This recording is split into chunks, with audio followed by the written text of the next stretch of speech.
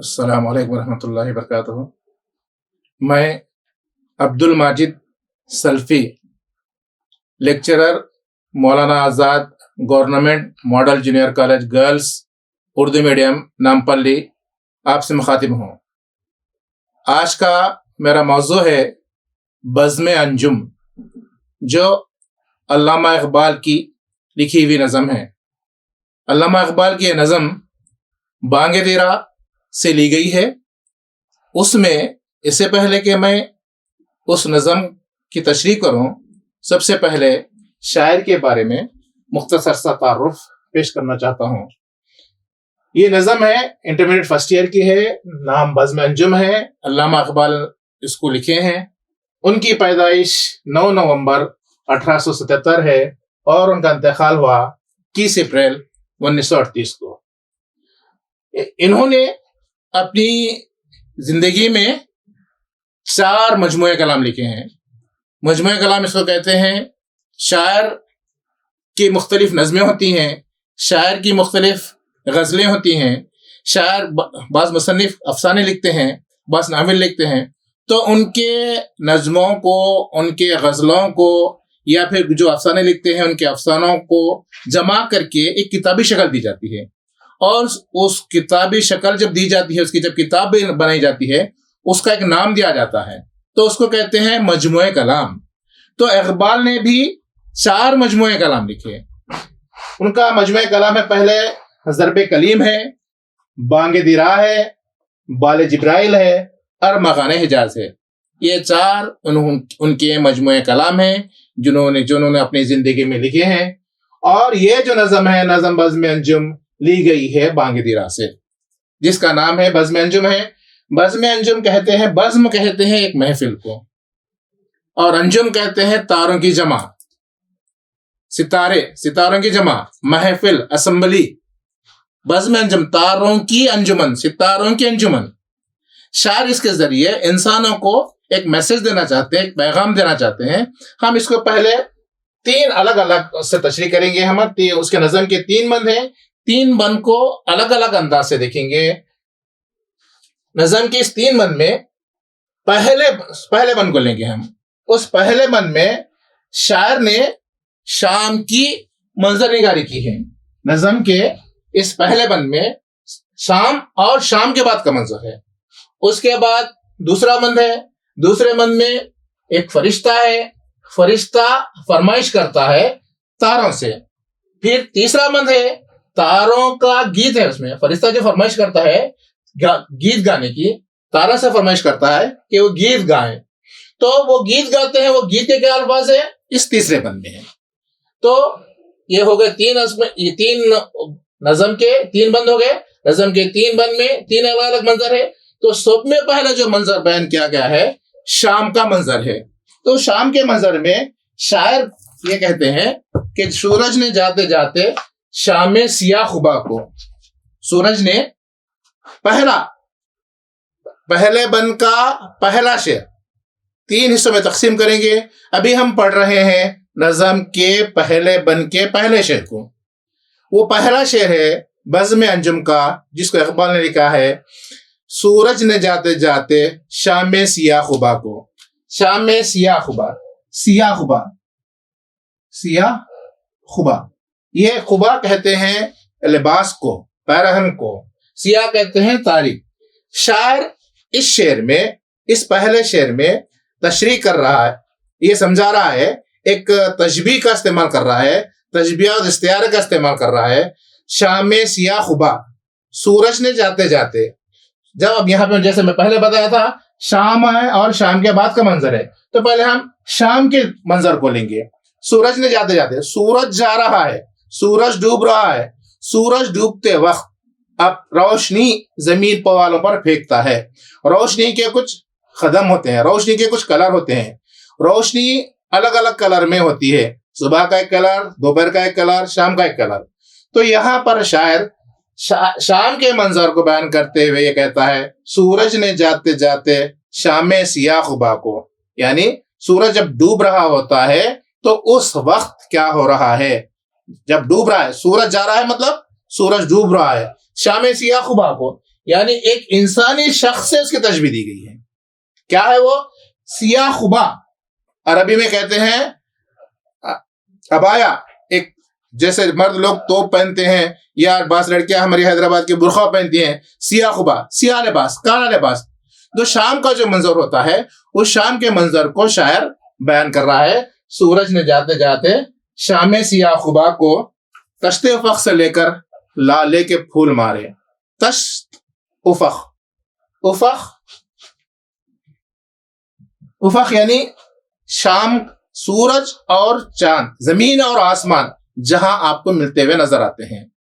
زمین اور آسمان، یا آپ صبح کا وقت لیجئے یا شام کا وقت لیجئے یا پھر وہ حصہ جہاں پر سورج طلوع ہوتا ہے یا غروب ہوتا ہے. تو اس منظر کو، اس جگہ کو ہم افق کہتے ہیں. وہ اس کا بھی ایک منظر ہے. تو سورج نے جاتے جاتے شام سیاہ خبا کو تشت افق سے لے کر لالے کے پھول مارے. زمین پہ ایک منظر ہے اور آسمان پہ ایک منظر ہے. تو تشت کہتے ہیں، تشت ایک ٹرے، ایک بڑا پیالہ کہیں گے، ایک بڑی لگن کہیں گے آپ اس کو. تشبیہ دی گئی ہے تشت سے. آسمان کو تشبیہ دی گئی ہے، آسمان کو تشبیہ دی گئی ہے تشت سے. آسمان کا کیا منظر ہے؟ تشت افق سے لے کر آسمان کا وہ کنارہ جس کو افق کہتے ہیں، لالے کے پھول مارے. یعنی سورج کی کرنیں جب ڈوب رہی ہیں اور اس کے بعد جو آسمان کا منظر ہے، اس آسمان کے منظر پہ جو جیسا دکھ رہا ہے اس کو کہتا ہے لالے کے پھول مارے. آسمان پہ کا منظر ہے، سورج کی ڈوبنے کے بعد لالے کے پھول مارے، وہ منظر ہو رہا ہے. اور زمین کا جو کلر ہے، سیاہ لباس پہنی ہوئی ہے. اس پہلے شعر میں زمین اور آسمان کے الگ الگ منظر کو پیش کیا گیا. سیاہ خبا زمین کا منظر، لالے کے پھول مارے آسمان کا منظر. اس کے بعد آگے دوسرے شعر میں پہنا دیا شفق نے سونے کا سارا زیور. پہنا دیا شفق نے سونے کا سارا زیور، قدرت نے اپنے گہنے چاندی کے سب اتارے. رنگوں کے رنگ کے کی قسمیں، روشنی کے مختلف، روشنی کے مختلف رنگ بیان کیے گئے ہیں. تشبیہ دی گئی ہے. کیا تشبیہ ہے؟ پہنا دیا شفق نے سونے کا سارا زیور. ایک تشبیہ ہے سونے سے اور ایک چاندی. یعنی سورج کی جو تپش ہے، سورج کی کرنوں کی جو روشنی ہے، یعنی سورج کی جو چمک ہے، سورج کی اس چمک کو چاندی کے رنگ سے تشبیہ دی گئی ہے. اور سورج جب ڈوب جاتا ہے، ڈوبنے کے بعد جو روشنی ہوتی ہے اس کو سونے سے تشبیہ دی گئی ہے. شاعر اس شعر میں روشنی کے مختلف رنگ کو تشبیہ کے ساتھ بیان کیا ہے. ایک شام کا مزہ ہو رہا ہے. اب شام ہونے کے بعد اندھیرا بڑھنے کی کیفیت ہے. شام ہونے کے بعد اندھیرا بڑھنے کی کیفیت ہے. پہنا دیا شفق نے سونے کا سارا زیور، قدرت نے اپنے گہنے چاندی کے سب اتارے. شفق پہنا دیا، یعنی وہ جو شفق ہے، جو شام کا منظر ہے، اس شام کے منظر میں سونے کی جیسی کیا گئی روشنی، سونے کی جیسی رنگت آ گئی. اور وہ جو چاندی کی جیسی رنگت تھی، یعنی دوپہر کی جو دھوپ کی چمک تھی، وہ دھوپ کی چمک چلے گئی. اب آ گئی سونے کی رنگ. اب کیا ہو گئی؟ شام کا آ گیا، شام کا منظر آ گیا. شام کے منظر میں سونے کی جیسی کیفیت ہے. وہ جو دوپہر کا منظر تھا، سپہر کا منظر تھا، وہ چلے گا، وہ ختم ہو گیا.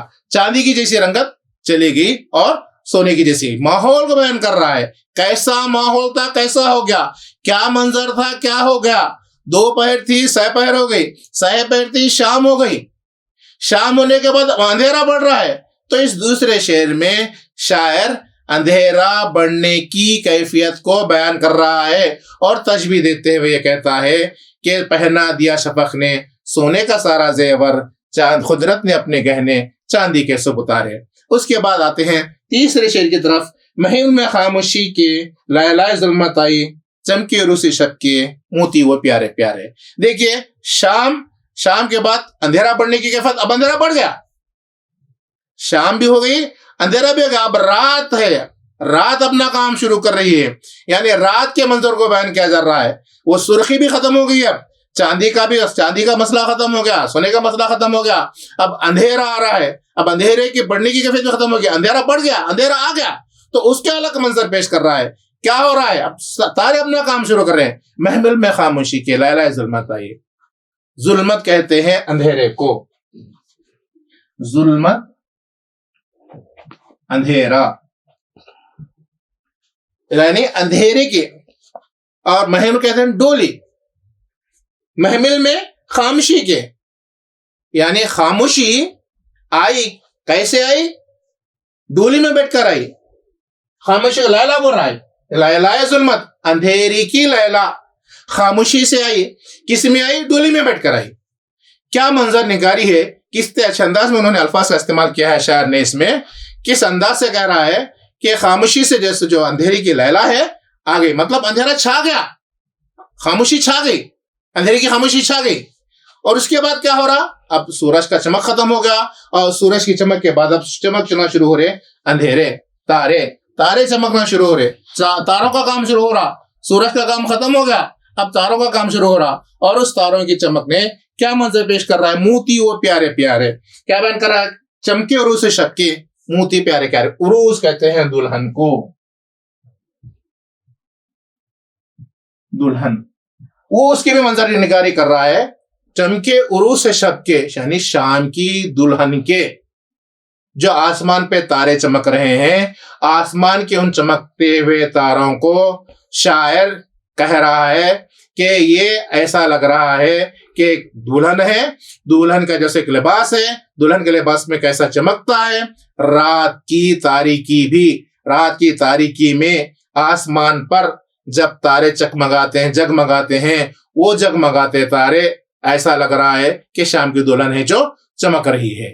چمکی عروس شب کے، عروس شب رات کی دلہن. موتی ہو پیارے پیارے، یعنی جیسے جو آسمان کے تاروں کو پیارے پیارے موتی کرے. موتی ہو پیارے پیارے یعنی آسمان کے چمکنے والے تارے ہیں جو ایسا لگ رہا ہے جیسے کہ عروس شب کے موتی ہیں. آگے اور او دور رہنے والے ہنگامہ جہاں سے، او دور رہنے والے ہنگامہ جہاں سے کہتا ہے جن کو انسان اپنی زبان میں تارے.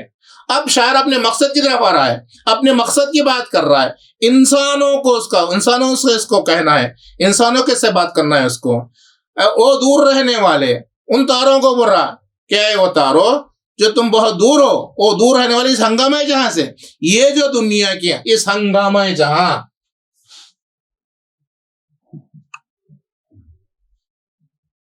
ہنگامہ جہاں سے، یہ جو دنیا کا شور شرابہ ہے، یہ جو دنیا کی زندگی ہے، یہ ہنگامہ جہاں ہے. اس یعنی ان کے اپنے مسائل ہے، زمین پر رہنے والے، زمین پر رہنے والوں کے اپنے مسائل ہے. وہ ان مسائل سے وہ تارے تم جیسے دور ہو، وہ دور رہنے والے اس ہنگامہ جہاں سے. یہ ہنگامہ جہاں دنیا کے مسائل، دنیا کے اپنے پریشانیاں، دنیا کے اپنی آواز ہے، وہ دور رہنے والے اس ہنگامہ جہاں سے. کہتا ہے جن کو انسان اپنی زبان میں تارے، یعنی شاعر جیسو تاروں کی زبان سے تاروں کو یہ کہتا ہے، شاعر یہ کہتا ہے کہ تاروں کو مخاطب یہ کہتا ہے کہ یہ جو تارے ہیں انسان کے زمین کے مسائل سے کیا ہے، وہ انجان ہے، دور ہے. ذرا سنو تم کیا ہے. محو فلک فروزی تھی انجمن فلک کی. دیکھیے شاید دو طریقے سے استعمال کیا ہے. محو فلک فروزی تھی انجمن فلک کی، عرش بری سے آئی آواز ایک ملک کی. ایسے ماحول میں جب تارے چمک رہے تھے، ایسے ماحول میں موتی جیسے تارے جب چمک رہے تھے، محو فلک فروزی، فلک کہتے ہیں آسمان کو، محو فلک فروزی تھی انجمن فلک کی، یعنی مزین تھا آسمان، تاروں کے جگمگانے سے مزین تھا، تاروں کی جگمگاہٹ سے آسمان خوبصورت تھا. تارے رات میں اپنے کام میں مصروف تھے، اپنے جگمگانے کے کام میں مصروف تھے. اس وقت ایسے موقع پر، کیسے موقع پر؟ ان کی جگمگاہٹ میں مصروف رہنے کے موقع پر ایک آواز آئی. کہاں سے آئی؟ عرش بری سے. عرش بری کہتے ہیں ہم، عرش بری، عرش بری کہتے ہیں وہ تخت جہاں پر اللہ تعالی کا مقام ہے. عرش بری، وہاں سے اللہ تعالیٰ کے اس تخت سے جہاں اللہ تعالیٰ ہے وہاں سے عرش برین وہاں سے ایک آواز آئی، ملک فرشتہ، ملک کہتے ہیں فرشتہ، ایک آواز آئی۔ دیکھیے شام کا منظر ہوگا، شام کے اس منظر کے بعد جب سب ہو رہا ہے اس وقت میں عرش برین سے، یعنی اتنی بلندی سے جہاں پر اللہ تعالیٰ کا تخت ہے اتنی بلندی سے ایک آواز آ رہی ہے، وہ آواز تھی فرشتے کی۔ ایک بند ختم ہو گیا، نظم کا ایک بند ختم ہو گیا۔ اب دوسرا بند ہے، جیسا کہ میں بتایا تھا کہ دوسرے بند میں فرشتہ فرمائش کرتا ہے۔ کن سے فرمائش کرتا ہے؟ تاروں سے فرمائش کرتا ہے۔ اب یہاں پر وہ ماحول کو فرشتہ دیکھا، دیکھنے کے بعد آواز لگاتا ہے۔ کیا آواز لگاتا ہے؟ یہاں پر ہے، کیا کہتا ہے تاروں کو؟ دوسرے بند میں کہا گیا ہے، اے شب کے پاس بانو، اے آسماں کے تاروں۔ یہ الفاظ ہے اس ملک کی، اس فرشتے کی جو اس منظر کو دیکھ کر ان سے بات کرنے کے لیے آیا۔ کیا منظر تھا؟ وہ رات کا منظر تھا، ستارے چمک رہے تھے، تارے چمک رہے تھے، خوبصورت منظر پیش کر رہے تھے۔ وہ دیکھا فرشتہ اور ان کے سامنے آیا، اور ان کے سامنے آ کے مخاطب ہو کر کے ان کو بات کر رہا ہے۔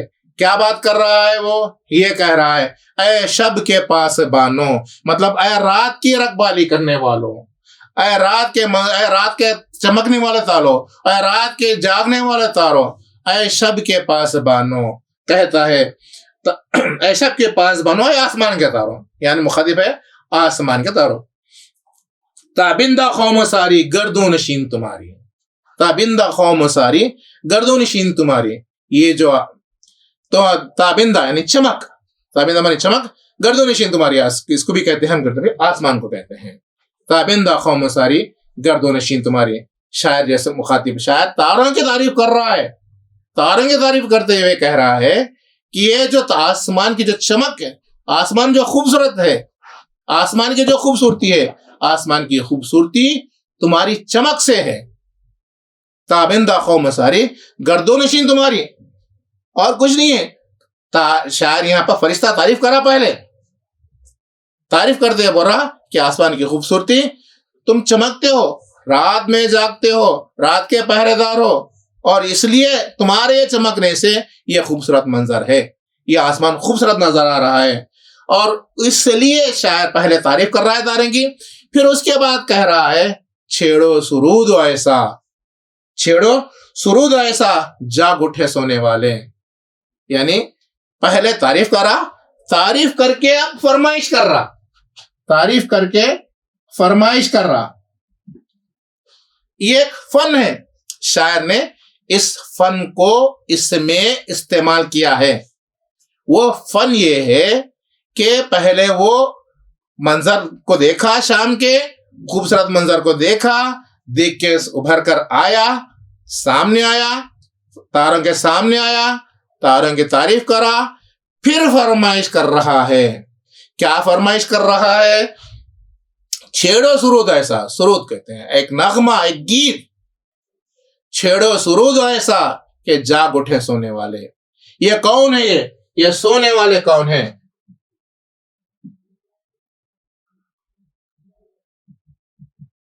سونے والے کون ہیں؟ وہی شاعر جس کو مخاطب ہونا چاہتا ہے۔ اے شب کے پاس بانو، اے آسمان کے تارو، تابندہ قوم ساری گردوں نشین تمہاری، چھیڑو سرود ایسا جاگ اٹھے سونے والے۔ یعنی ہم انسانوں سے شاعر مخاطب ہے، ان کے ذریعے سے۔ شاعر کی اپنی زبان ہے لیکن انہیں کہہ رہا ہے اس تاروں کے ذریعے سے۔ شاعر کی اپنی زبان ہے لیکن شاعر کہہ رہا ہے فرشتوں کی زبان سے۔ شاعر نے اس میں ایسا کئی جگہ، شاعر نے کہیں پہاڑ سے بات کیا، شاعر کہیں پہاڑ کی زبان سے بات کرنایا، شاعر کہیں گلیری کی زبان سے بات کروایا، شاعر کہیں جگنو کی زبان سے بات کرایا، شاعر کہیں کوئی طوطے کی زبان سے، شاعر کہیں کوئی پھول سے، کئی ان کے نظم ہے۔ شاعر نے اپنے فن کا استعمال کیا، شاعر نے ان سے بات کیا، لیکن جذبات ہوتے ہیں شاعر کے، خیالات ہوتے ہیں شاعر کے، احساسات ہوتے ہیں شاعر کے۔ شاعر کی یہ بات ہے، شاعر کا یہ جذبہ ہے، شاعر کا یہ خیال ہے کہ سونے والے کہہ رہا ہے۔ یہ سونے والے کون ہیں؟ ہم جیسے انسان ہیں جو سوئے ہوئے ہیں۔ شاعر ایک فکر دے رہا ہے سونے والوں کو کہ جو سونے والے ہوتے ہیں کچھ پا نہیں سکتے، جو جاگنے والے ہوتے ہیں وہ پاتے ہیں. تو بول رہا ہے کہ یہ جو سونے والے ہیں، یہ جو شعر و سرو ایسا کہ تم لوگ اتنے اچھے ہو، تم لوگ اتنا اچھا منظر پیش کرتے ہو، تو کوئی ایسا کام کرو، کوئی ایسا گیت گاؤ کہ جو لوگ سوئے ہوئے ہیں نا، وہ لوگوں کے اوپر ہے تنقید، ان لوگوں کے اوپر تنقید کا نشانہ بنایا گیا ہے جو کچھ کرنا نہیں جانتے، بس بیٹھے ہوئے ہیں. غریب حال مست، امیر مال مست، ان حال میں وہ لوگ بیٹھے ہوئے ہیں. تو ان لوگوں کے لیے شاعر نے جیسا یہ کہا ہے کہ تم چھیڑو، نغمہ چھیڑو، کوئی گیت گاؤ، اور ایسا گیت گاؤ، ایسا گاؤ کہ جو لوگ سو رہے ہیں نا جاگ جائیں. کیسے جاگ جائے؟ ان میں کچھ بیداری پیدا ہو، ان میں کچھ ہوشیاری پیدا ہو. رہبر ہے قافلوں کی تابع زمین تمہاری. شاعر دو انداز سے، شاعر الگ الگ انداز سے تشبیہ سمجھا رہا ہے انسان کو کہ پہلے کا انسان کیا تھا، آج کا انسان کیا ہے. قوم جو کل تھی، کل گزر گئی، کل کی قوم کیا تھی اور آج کی قوم کیا ہے. کل کے لوگ کیا تھے، آج کے لوگ کیا ہیں. کیوں ایسا حال ہے؟ شاعر کہہ رہا ہے کیا ہے، رہبر ہے قافلوں کی تابع زمین تمہاری، یا تابع زمین تمہارے میں ماتھے کی چمک سے پہلے کے لوگ رہبری حاصل کرتے تھے.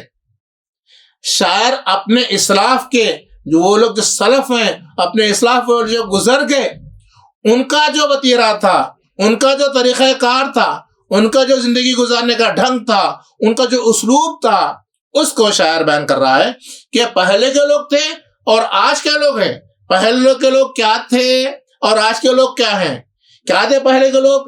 رہبر ہے قافلوں کی تابع زمین تمہاری، یعنی وہ لوگ جو سمندر میں، صحراؤں میں سفر کرتے تھے، سمندر اور صحرا میں سفر کرتے تھے، تو تمہاری چمک سے راستے پر چلتے تھے. یعنی لوگ اس زمانے میں تاروں کو دیکھ کر، ان کی چمک کو دیکھ کر راستے کا تعین کرتے تھے.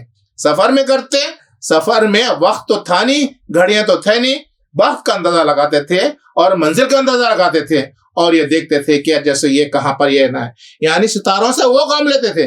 کون لوگ؟ پہلے کے لوگ، پہلے کے اہل علم لوگ، پہلے کے علم والے لوگ، پہلے کے دانشور لوگ، پہلے کے ذیشعور لوگ، پہلے کے عقلمند لوگ. وہ لوگ کیا کرتے تھے؟ رہبر ہے قافلوں کی تابع زمین تمہاری، یعنی تمہاری چمک، تابع زمین پیشانی کی چمک، تمہیں چمکتا ہوا دیکھ کر تم سے رہبری حاصل کرتے تھے. کیا رہبری حاصل کرتے تھے؟ راستوں کا تعین کرتے تھے. کون کرتے تھے؟ لوگ. کون سے لوگ؟ جو گزرے ہوئے لوگ. اس کے بعد آج کیا ہو رہا ہے؟ آئینے قسمتوں کے تم کو جانتے ہیں. یہ سونے والے لوگوں کی کوالٹیز کو بیان کر رہا شاعر. جو انجان ہے، اپنے آج کے انجان ہے، ان کی کوالٹی کو بیان کر رہا ہے شاعر. پہلے کے لوگ ایسے تھے اور آج کے لوگ آئینے قسمتوں کے، یعنی ستاروں کی گردش کو اپنی قسمت سے جوڑ لیے. ستاروں کی گردش کو اپنی قسمت سے جوڑ لیے. ایک زمانے میں ایک اخبار شاید نشمان آتا تھا، اس میں تو ستاروں کے کھیل سے بات ایک پیراگراف آتا تھا. میں تقریباً 30-25 سال پرانی بات کر رہا ہوں، اب ہے نہیں معلوم، لیکن ستاروں سے کیا کام لینے والے لوگ کیا کام لے رہے. پہلے کے لوگوں کا کام تھا کہ اس سے راستوں کا تلاش کرنا، منزل کا پتہ چلانا، وقت کا پتہ چلانا. لیکن آج کیا ہے؟ قسمتوں، آئینے قسمتوں کی تم کو جانتے ہیں. وہ لوگ آج کے لوگ جو سوئے ہوئے ہیں کیا کام لے رہے ہیں؟ آئینے قسمتوں کی تم کو جانتے ہیں. ستاروں سے اپنی قسمت کو جوڑ لیے.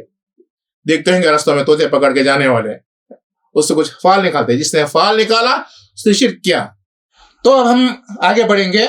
تو پہلے کے لوگ آج کے لوگوں میں فرق. پہلے کے لوگ کیا کرتے تھے؟ آج کے لوگ اس کو اپنی قسمتوں سے جوڑ لیے، اور یہ کہہ رہے آئینے قسمتوں کے تم کو جانتے. شاید سنے صدائیں اہل زمین تمہاری. یہ لوگ میری بات سنتے نہیں ہیں، شاید آپ کو سنتے ہوں گے، اس لیے آپ کیا کرو، کوئی ایسا گیت گاؤ. رخصت ہوئی خاموشی تاروں بھری فضا سے، وسعت تھی آسماں کی معمور اس نوا سے. یہ ہو گئی فرشتے کی فریاد جو ان سے کہتا ہے. اس کے بعد اب تارے گیت، اب خاموشی ختم ہوگی، جو خاموشی تھی خاموش ہوگی. اب تارے جواب دے رہے ہیں فرشتے کی فرمائش پر. اب تک تھے فرشتے کی بات، اب ہے تاروں کی بات. تارے کیا کر رہے ہیں؟ حسن ازل ہے پیدا تاروں کی دل بری میں، جس طرح سے گل ہو شبنم کی عارسی میں. حسن ازل یعنی ایسا ایسا حسن ایسی خوبصورتی ہمیشگی والی، یعنی ہماری یعنی فطری حسن، فطری خوبصورتی. شاعر تارے یہ کہہ رہے ہیں کہ ہم جو خوبصورت نظر آ رہے ہیں ہماری خوبصورتی فطری ہے، کیونکہ ہم کو بنانے والا بھی ایک خوبصورت ہے. اس خوبصورت رب نے ہم کو بنایا ہے. تارے یہ جواب دے رہے ہیں فرشتے کو کہ حسن ازل پیدا تاروں کی دل بری میں، یعنی ہماری چمک میں قدرتی حسن ہے، فطری حسن ہے، اس لیے ہم خوبصورت نظر آتے ہیں. اور شاید اس میں ایک مثال بھی دے رہا، جیسا کہ خوبصورت پھول کی روشنی جب شبنم کے خطرے میں گرتی ہے، خوبصورت پھول کا عکس بھی خوبصورت نظر آتا ہے. شبنم کے خطرے میں خوبصورت نظر آتا ہے خوبصورت پھول کا عکس. پھر آگے تارے کہتے ہیں آئینے نو سے ڈرنا، طرز کہیں پر اڑنا، منزل یہی ہے کٹھن قوم کی زندگی میں. اب تارے یہ کہہ رہے ہیں یعنی لوگوں کا حال کیا ہے؟ آئینے نو، نیا چیز، نیا پن. یعنی بعض لوگ ایسے ہیں جو اپنی پرانی روش پر چلتے ہیں، نئی روش ان کا کوئی واسطہ نہیں ہے. شاعر ان لوگوں پر تنقید کر رہا ہے کہ ایسی قوم جو پرانے طریقوں پر ڈٹ جاتی ہے. ایک زمانہ تھا، آج یہ ایک نئی ٹیکنالوجی ہے، آج ہم نئی ٹیکنالوجی سے ہم یہ کلاس لے رہے ہیں، ہماری اس کلاس سے ساری دنیا کے لوگ مستفید ہو رہے ہیں.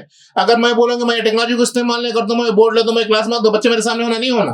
تو شاعر وہ بات کو کہہ رہا ہے کہ بعض قومیں ایسی ہیں، بعض لوگ ایسے ہیں کہ نئی چیز، نئی ٹیکنالوجی کی طرف نہیں جاتے، وہی پرانے خیالات پہ رہتے ہیں، وہی پرانی بات پہ رہتے ہیں. یہی منزل کٹھن ہے لوگوں کے درمیان کہ پرانی بات پہ ڈٹے رہنا، نئی چیزوں سے ڈرنا، یہ چیز نہیں ہونا چاہیے. پھر اور آگے آگے سمجھا رہے ہیں یہ کاروان ہستی ہے تیز گام ایسا، قومیں کچل گئی ہیں جس کی روا روی میں. روا روی کہتے ہیں بھاگ دوڑ میں، زندگی کی کشمکش میں، زندگی کی جدوجہد میں. زندگی کسی کا انتظار نہیں کرتی، زندگی تیز رفتاری کے ساتھ گزر رہی ہے. زندگی کی اپنی رفتار کے ساتھ آپ کو بھی چاہیے کہ اس رفتار کا ساتھ دے اور رفتار کے ساتھ آگے بڑھے. آپ پیچھے رہ جائیں گے، دوسری قوم آپ کو کچل کر آگے بڑھ جائیں گی. آنکھوں سے ہیں ہماری غائب ہزاروں انجم، داخل ہیں وہ بھی لیکن اپنی برادری میں. اپنی خاصیت کی تعریف، اپنی خصوصیت کی تعریف، شاعر اپنے کوالٹیز کی تعریف یہ کر رہے ہیں تاروں کے ذریعے کہ وہ جو تارے ہیں کس لیے ہیں، ان کی خاص بات یہ ہے کہ ایسے اور تارے ہیں جو آسمان پہ نظر نہیں آتے. تارے کہتے ہیں کہ ہم بھی ان تاروں کو اپنی برادری میں شامل کرتے ہیں جو انسانی آنکھوں کو نظر نہیں آتے، جو ہم سے دور ہیں. لیکن یہ بات تم میں نہیں ہے. ایک عمر میں نہ سمجھے اس کو زمین والے جو پات پا گئے ہم تھوڑی سی زندگی میں. ایک طنز ہے، ایک تنقید ہے. شاعر یہ کہہ رہا ہے کہ ہمیں خاص بات یہ ہے کہ ہمیں وہ چیز ہے کہ ہم میں کیا ہے، باہمی محبت ہے. ایک عمر میں نہ سمجھے یعنی ہماری جو چمک ہے، ہماری جو خوبصورتی ہے، تم اے زمین والو، تم کو سمجھنے کے لیے وقت چاہیے، تم کو سمجھنے کے لیے ٹائم چاہیے. وہ کیا بات ہے؟ آگے کہتے ہیں ہے جذب باہمی سے قائم نظام سارے، پوشیدہ ہے نقطہ تاروں کی زندگی میں. اے لوگو، اے زمین والو، اے پرانی بات پہ ڈٹے رہنے والو، ذرا تم کو اگر ترقی کرنا ہے تو اپنے ساتھ، اپنے آپ کے ساتھ جو لوگ اٹھتے بیٹھتے بغیر کسی مذہب و ملت کے، بغیر کسی مسلک کے، سب کو لے کر آگے بڑھنا ہے، سب کو ترقی کے موقع دینا ہے. وہ چیز ہم میں ہے جو ہماری آنکھوں سے دور ہے، تارے نظر نہیں آتے، ہم ان کو بھی لے کے چلتے ہیں. دنیا کا جو سسٹم ہے آپسی میل و ملاپ سے ہے، قائم نظام جذبہ باہمی، آپسی محبت، ایک دوسرے سے مل کے رہنے میں ہے، ایک دوسرے سے محبت میں ہے. اگر یہ چیز تم میں نہیں رہیں گی تو جیسا آپ لوگ نہیں مل کے رہ سکتے، آپ لوگ ترقی نہیں کر سکتے. ترقی کا راز کیا ہے؟ مل کے رہنے میں ہے. آگے بڑھنے کا راز کیا ہے؟ مل کے رہنے میں ہے. آگے بڑھنے کا راز کیا ہے؟ نئی طریقوں کو چلنے میں ہے. پرانی باتوں پر ڈٹے رہنا نہیں ہے، لکیر کے فقیر رہنا نہیں ہے، آگے بڑھنا ہے. یہ ہے اقبال کی نظم کا مختصر سا خلاصہ ہے. یہ اقبال کی ایک خیال ہے، اقبال کی ایک فکر ہے. اقبال نے اس خیال کو، اس فکر کو اس میں بیان کیا ہے. ہم وہی جیسے یہ اقبال کی تمام چیزیں انسان کی آج کی زندگی کے لیے اور ہمیشہ کی زندگی کے لیے ایک پیغام ہے کہ ہم کو جیسے سب کو ساتھ لے کے بڑھنا ہے، بغیر کسی تفریق کے، بغیر کسی مذہب کے، بغیر کسی مسلک کے. اگر ایسا نہیں ہوگا تو دوسری قوم میں آگے آپ کو کچل کر، آپ پیچھے رہ جائیں گے تو آپ کو کچل کر آگے بڑھ جائیں گی. یہ ہے اقبال کی نظم بزم انجم، یعنی بزم کہتے ہیں، پھر محفل کو انجم کہتے ہیں، تاروں کی جمع. تاروں کو یعنی ایک اسمبلی ہے، ایک ڈائلاگ ہے، ایک مکالمہ ہے دونوں کے درمیان، ستاروں کے درمیان اور فرشتے کے درمیان. لیکن بات تو اقبال کی، لیکن ان کے ذریعے درس عبرت دینا چاہ رہے ہیں. تمام کو شکریہ.